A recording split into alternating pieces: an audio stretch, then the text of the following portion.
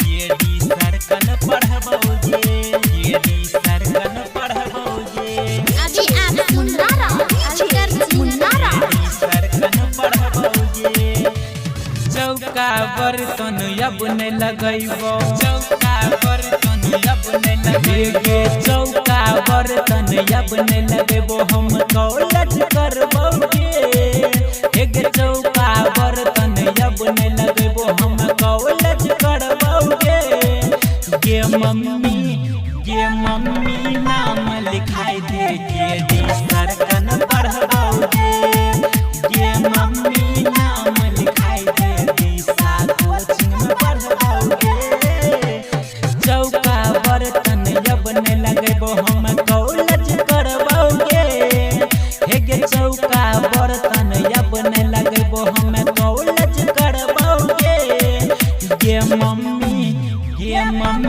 नाम लिखाई दे खगड़िया में पढ़बौगे गे मम्मी नाम लिखाई दे केडी सरकन पढ़बौगे केडी सरकन पढ़बौगे केडी सरकन पढ़बौगे मुन्नारा अभी आप मुन्नारा अलकर सिंह केडी सरकन पढ़बौगे चिट्ठी बाजार मधुबनी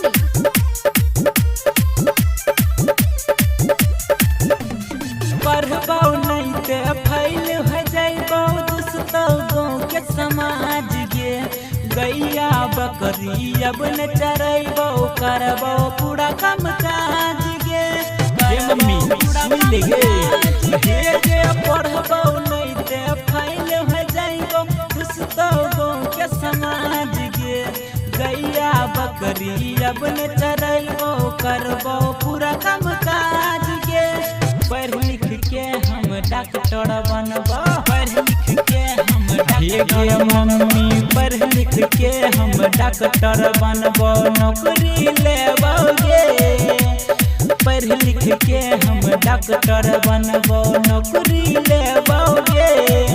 गे मम्मी नाम लिखाई दे खगड़िया में पढ़बोगे गे मम्मी नाम लिखाई दे केडी सरकन पढ़बौगे केडी सरकन पढ़बौगे केडी सरकन पढ़बौगे मुन्नारा पीछे मुन्नारा केडी सरकन पढ़बौगे चिट्ठी बाजार मधुबनी